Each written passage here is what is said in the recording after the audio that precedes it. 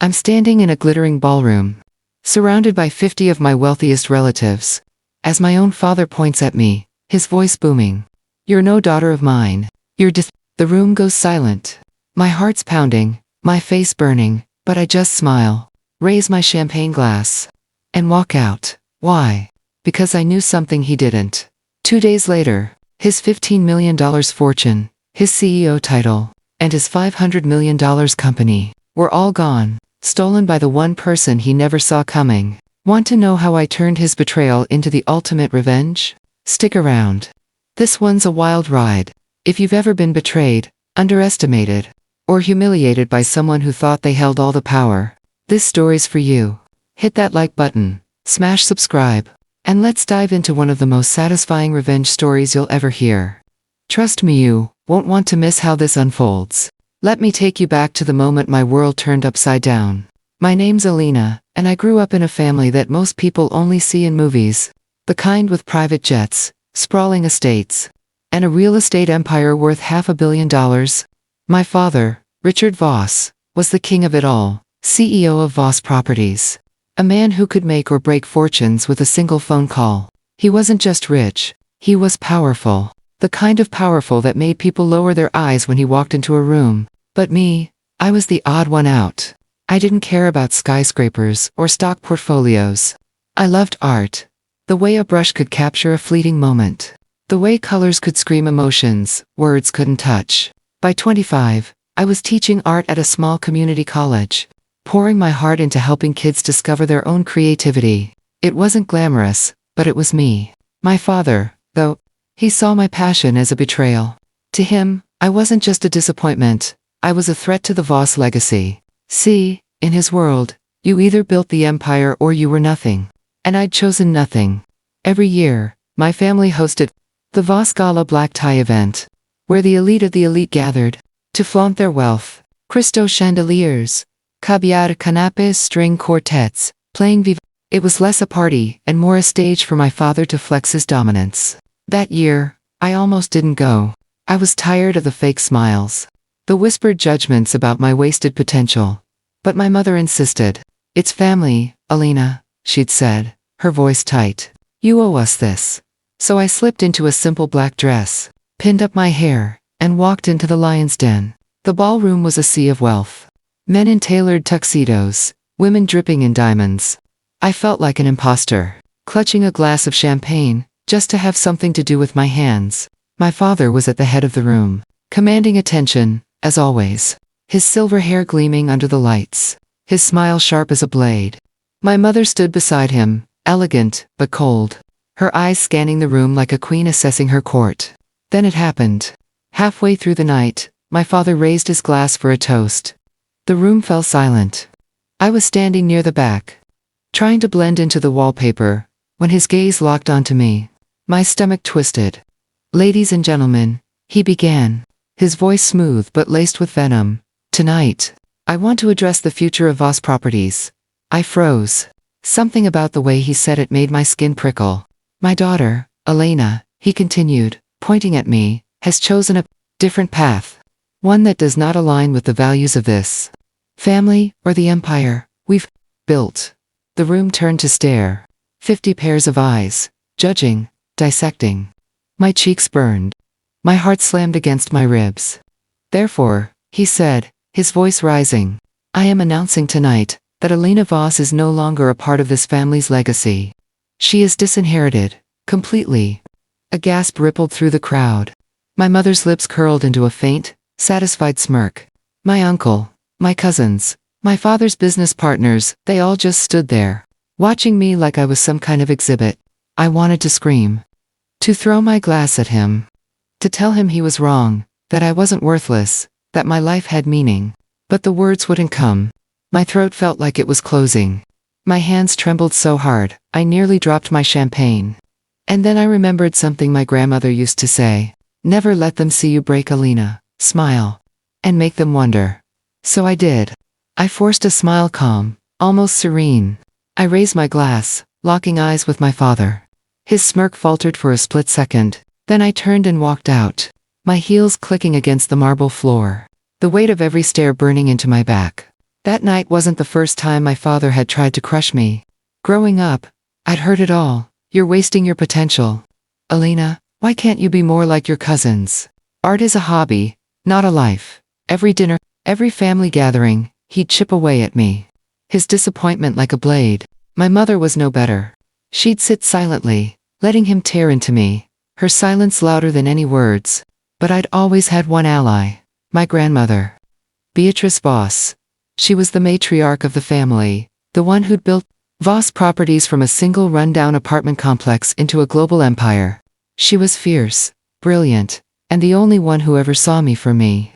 You have a fire in you, Alina, she'd say, her wrinkled hands cupping my face. Don't let them snuff it out. Grandma passed away 2 years before the gala, and her death left a hole in me. She'd left me her old sketchbooks, filled with her own drawings from when she was young, before she'd been forced into the family business. Keep creating, she'd written in her last letter to me, and never let them tell you who you are. What nobody knew, not my father, not my mother, not even me at the time, was that Grandma had left me something else, something that would change everything. The morning after the gala, I sat in my tiny apartment, staring at the sketchbook Grandma had given me. My phone was buzzing with messages from cousins and aunts, some pitying, some gloating. I didn't read them. My hands were still shaking from the night before, my chest tight with a mix of rage and humiliation. I kept replaying my father's words. You're no daughter of mine. The way the room had stared, the way my mother hadn't even flinched. I could have crumbled. I could have let their rejection define me. But something inside me snapped, not in despair, but in defiance. I wasn't worthless. I wasn't nothing. And I wasn't going to let them win. That's when I got the call. It was from Grandma's lawyer, Mr. Hargrove. His voice was calm but urgent. Alina, we need to meet. There's something in your grandmother's will you need to know about immediately. I met Mr. Hargrove at his office the next day. It was a small, cluttered space, nothing like the glossy boardrooms my father ruled. He handed me a sealed envelope with my name written in Grandma's elegant handwriting. My heart pounded as I opened it. Inside was a single page, a codicil to her will, dated just weeks before her death. I read it, and my breath caught. Grandma had always known my father's true colors. She'd seen how he treated me, how he valued power over family. So she'd added a clause to her will, a clause no one else knew about. It stated that if my father ever publicly disowned me, or removed me from the family's inheritance, the entire Voss estate, $15 million in personal assets, the CEO position, and controlling shares of Voss Properties would transfer to me. Immediately, I stared at Mr. Hargrove, my mind racing. Is this real? He nodded. Your grandmother was very clear. She wanted to protect you. And she wanted to ensure Richard faced consequences if he crossed this line. My hands trembled as I held the paper. I could still hear my father's voice, see his smug face as he humiliated me. And now I had the power to take it all away. But I didn't just want to take it. I wanted him to feel it. Mr. Hargrove explained the process. The transfer would happen automatically once the clause was triggered. But I could delay the public announcement for maximum impact. I thought back to the gala, to the way my father had used a stage to destroy me. And I knew exactly what I was going to do. 2 days later, the Voss Properties boardroom was packed. My father had called an emergency meeting to restructure the company's leadership. No doubt to solidify his control. After cutting me out, he sat at the head of the table, his usual throne, surrounded by his loyal executives, my mother at his side. I wasn't invited, of course, but I showed up anyway. I walked in, my head high, wearing a tailored blazer and the same serene smile I'd worn at the gala. The room went quiet. My father's eyes narrowed. Alina, he snapped, this is a private meeting. You have no place here. I didn't say a word. I just handed Mr. Hargrove's envelope to the board's chairman, a gray-haired man who'd known Grandma for decades. Read it, I said, my voice steady. The chairman opened the envelope, his eyes scanning the page. His face paled. He passed it to the other board members, who murmured in shock as they read. My father's smirk faded. What is this? He demanded. The chairman cleared his throat. Richard, according to this codicil, signed by Beatrice Voss, your actions at the gala triggered a transfer of assets. your personal fortune, your CEO position, and your controlling shares. They now belong to Alina. The room erupted. Executives whispered. My mother's face went white. My father shot to his feet, his voice shaking. This is absurd. That's my company. My money. I stepped forward, my heart pounding but my voice calm. Not anymore, Dad. You made your choice. You wanted me out. Well, now you're out. The look on my father's face was everything. His jaw clenched, his eyes wide with disbelief, then rage. He slammed his fist on the table, shouting, You can't do this. I built this company. But the board was already moving. Papers were signed. Lawyers were called. In a single afternoon, my father's $15 million fortune, his title, his power, it all vanished. Transferred to me. I didn't gloat. I didn't need to.